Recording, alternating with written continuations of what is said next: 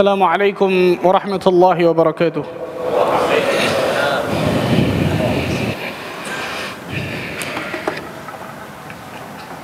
Innal hamdalillah nahmaduhu wa nasta'inuhu wa nastaghfiruh wa natubu ilayhi wa na'udzu billahi min shururi anfusina wa min sayyiati a'malina. Man yahdihillahu fala mudilla lahu ومن يضلل فلا هادي له أشهد أن لا إله إلا الله وحده لا شريك له وأشهد أن محمدا عبده ورسوله صلوات الله وسلامه عليه نبينا وحبيبنا محمد صلى الله عليه وعلى آله وصحبه وسلم. قال الله تعالى في كتابه الكريم يا أيها الذين آمنوا اتقوا الله حق تقاته ولا تموتن إلا وأنتم مسلمون.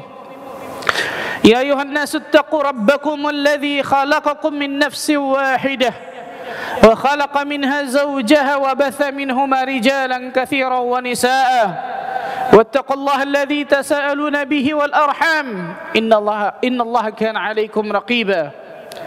يا أيها الذين آمنوا اتقوا الله وقولوا قولا سديدا يصلح لكم أعمالكم ويغفر لكم ذنوبكم ومن يطع الله ورسوله فقد فاز فوزا عظيما. أما بعد فاعلموا أيها الناس فإن أصدق الحديث كتاب الله وخير الهدي هدي محمد صلى الله عليه وعلى آله وصحبه وسلم وشر الأمور محدثاتها فإن كل محدثة بدعة وكل بدعة ضلالة وكل ضلالة في النار. Ma'asyiral muslimin sidang Jumat rahimakumullah. Ketika iblis dikeluarkan dari surga Allah Azza wa Jalla, dihukum oleh Allah Azza wa Jalla menjadi makhluk yang terlaknat sampai hari kiamat dan pasti masuk ke neraka Allah, maka iblis bersumpah di hadapan Allah tabaraka wa taala. Dan sumpah iblis ini disebutkan oleh Allah Azza wa Jalla dalam Al-Quran dalam beberapa ayat. Di antaranya Allah Azza wa Jalla berfirman dalam surah Al-A'raf ayat ke-16 dan 17. Bagaimana sumpah iblis? Qala fabima aghwaytani. Iblis berkata, fabima aghwaytani. Ulama tafsir khilaf tentang mengartikan ayat ini. Tapi banyak ulama tafsir mengatakan ini sumpah iblis, yang artinya demi perbuatanmu ya Allah yang telah menyesatkan diriku, kata iblis. La aq'udanna lahum siratal mustaqim. Aku akan sesatkan mereka semua ya Allah dari jalanmu yang lurus. Yakni iblis akan menyesatkan seluruh keturunan anak Adam dari jalan Allah Azza wa Jalla yang lurus, dari jalan keselamatan, dari jalan kebenaran. Dan ini sumpah iblis yang benar-benar akan iblis lakukan sampai hari kiamat nantinya untuk menemani dirinya di neraka Allah Azza wa Jalla. Kemudian iblis menyebutkan di antara cara agar menyesatkan manusia dari jalan Allah Azza wa Jalla yang benar, iblis melanjutkan di ayat 17-nya, "Tsumma la'atiyannahum min baini aydihim wa min khalfihim wa an aymanihim wa an syama'ilihim wa la tajidu aktsarahum syakirin." Iblis berkata, kemudian aku ya Allah akan mendatangi mereka manusia dari arah depan mereka, dari arah belakang mereka, dari arah kanan mereka, dari arah kiri mereka. Dan engkau ya Allah tidak menemukan kebanyakan mereka bersyukur kepada dirimu. Ibnu Abbas radhiyallahu anhuma ketika menafsirkan ayat ini, beliau mengatakan, yang pertama, iblis akan menyesatkan manusia dari depan manusia, dari muka manusia. Ibnu Abbas mengatakan bahwa iblis akan memasukkan tasykik, akan memasukkan keraguan kepada hati manusia tentang adanya hari kebangkitan, tentang adanya hari akhirat, tentang adanya surga dan neraka, sehingga manusia ragu tentang itu. Subhanallah. Dan banyak kita lihat ternyata ikhwan, manusia-manusia yang tidak percaya adanya hari kebangkitan, ataupun kalau mereka mempercayainya, mereka tidak meyakini benar-benar. Karena kalau mereka meyakini yakini, maka pasti amal mereka akan menunjukkan amal orang-orang yang baik, amal menuju ketaatan kepada Allah. Kenapa? Karena mereka yakin mereka pasti akan dibangkitkan oleh Allah di hari kiamat nanti. Iblis memasukkan ini dari depan mereka, memberikan keraguan akan adanya hari akhirat, akan adanya hari kebangkitan, akan adanya surga neraka, akan adanya hisab, mizan, perhitungan, sirat dan seterusnya. Kalaupun orang tersebut tahu, yakin adanya hari akhirat tersebut, ternyata amalannya pun tidak menunjukkan orang-orang yang yakin akan hari akhirat tersebut. Iblis memasukkan itu ke dalam pikiran dan hati kita, ikhwan. Dan dari arah belakang mereka, Ibnu Abbas menafsirkan, iblis akan memasukkan dalam hati manusia akan cinta kepada dunia yang luar biasa berlebihan. Wa tuhibbunal mala hubban jamma, kata Allah. Kalian mencintai harta kalian, dunia kalian dengan cinta yang luar biasa, melebihi cinta kalian akan negeri akhirat Allah tabaraka wa taala. Iblis memasukkan itu, ikhwan, sehingga hati kita kecenderungannya akan jauh lebih kepada dunia daripada akhirat kita. Allahu akbar. Cari dunia luar biasa, dan itu terjadi. Nggak pernah memikirkan apakah yang dia cari ini mendatangkan rahmat dan karunia Allah, mendatangkan ridha Allah, atau mendatangkan kemurkaan Allah tabaraka wa ta'ala. Nggak pernah difikirkan.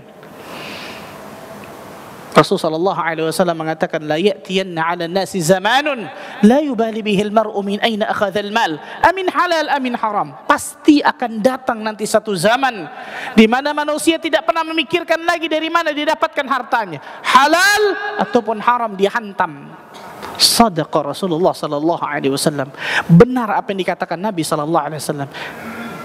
Karena ternyata di antara cara iblis ini, ikhwan,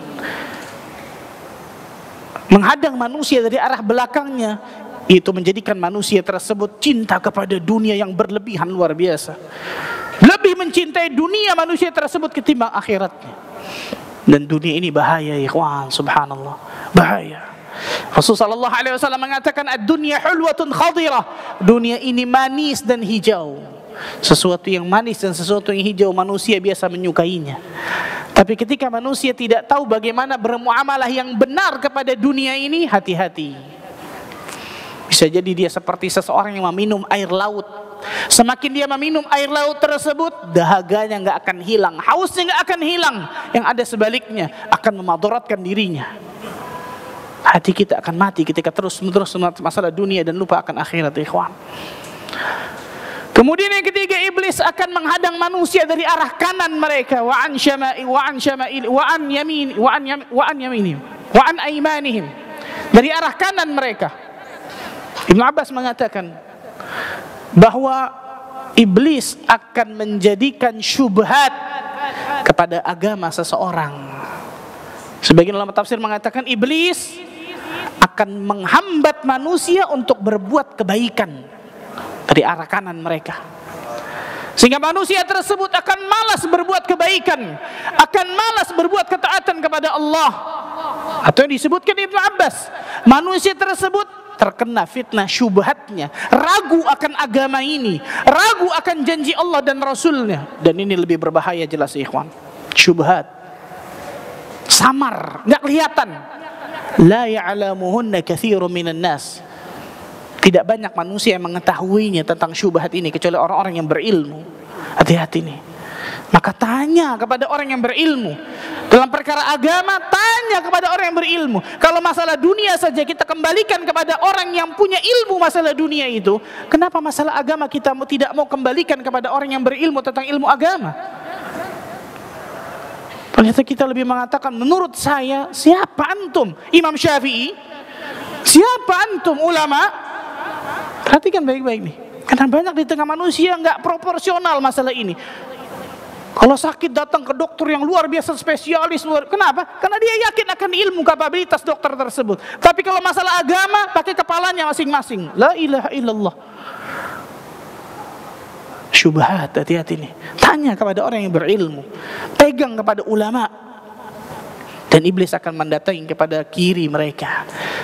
Ibnu Abbas mengatakan iblis akan memberikan syahwat kepada manusia sehingga manusia tersebut akan indah, terasa indah ketika berbuat keburukan yang ternyata itu semuanya syahwat duniawi yang ujung-ujungnya neraka Allah Azza wa Jalla. Syahwat, bayangkan. Allahu Akbar. Dan berapa banyak kita lihat, subhanallah, manusia-manusia yang mengikuti jalan iblis ini. Iblis berhasil luar biasa. Rasulullah sallallahu alaihi wasallam berdoa, dan ini disunnahkan oleh Nabi ketika zikir pagi petang, ya ikhwan. Allahumma inni as'aluka al-'afwa wal 'afiyah fid dunya wal akhirah. Allahumma inni as'aluka al-'afwa wal 'afiyah fi dini wa dunyaya wa ahli wa mali. Allahumma astur 'aurati wa amin rawati. Allahumma ihfazni. Perhatikan nih. Allahumma ihfazni min baini yadayya wa min khalfi wa an yamini wa an shimali wa min fawqi wa an ughtala min tahti. Subhanallah. Di antara sunnah Nabi sallallahu alaihi wasallam kita baca zikir ini ketika pagi dan petang. Ya Allah, jagalah aku dari arah depanku, belakangku, kananku, kiriku, atasku, dan jangan Engkau tenggelamkan diriku dari arah bawahku. Subhanallah. Rasul sallallahu alaihi wasallam mengajarkan kita doa ini untuk apa? Berlindung dari fitnah iblis ini, berlindung dari godaan iblis yang dari depan, belakang, kanan dan kiri yang luar biasa. Tanpa bantuan Allah nggak mungkin kita bisa menang, ya ikhwan. Kita melawan musuh, yang musuh ini nggak kelihatan. Coba antum bayangkan, nggak kelihatan. Dan musuh ini 24 jam selalu membisikkan diri kita. Nggak ada cerita istirahat itu. Kalau tanpa bantuan Allah nggak bisa menang, nggak bisa menang, ya ikhwan. Sehingga iblis mengatakan, wala tajidu aktsarahum syakirin, dan engkau akan mendapati mereka, ya Allah, kebanyakan mereka enggak bersyukur kepada Allah. Ibnu Abbas mengatakan, dan engkau akan mendapati kebanyakan mereka tidak mentauhidkanmu. Syakirin ay muwahhidin. Engkau akan mendapatkan manusia kebanyakan ternyata tidak kufuran. Na'udzubillah min dzalik. Barakallahu li wa lakum fil Qur'anil azim. Aqulu qouli hadza astaghfirullah li wa lakum.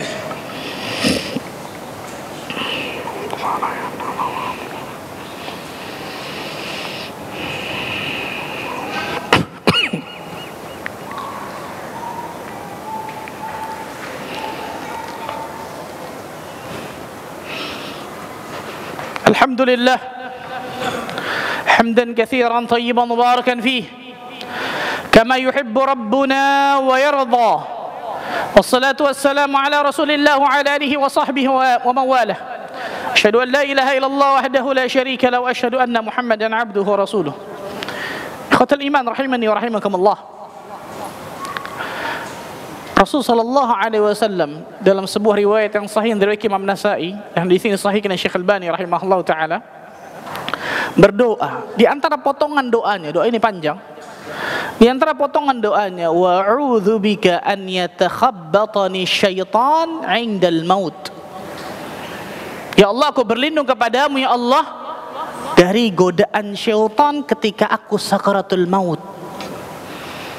Perhatikan ikhwan. Ketika aku menjelang kematian, sakaratul maut, Rasul sallallahu alaihi wasallam mengajarkan doa ini kepada kita, wa'udzu bika an yatakhabbatani syaitan 'indal maut. Aku berlindung kepadamu ya Allah dari godaan syaitan ketika aku sakaratul maut. Karena itu penentuan nih ikhwan, sakaratul maut itu tuh. Penentuan orang itu mendapatkan husnul khatimah atau su'ul khatimah. Subhanallah.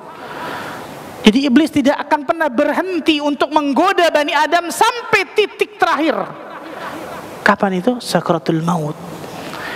Dan para ulama mengatakan, kullu ina'in bima fihi yandah.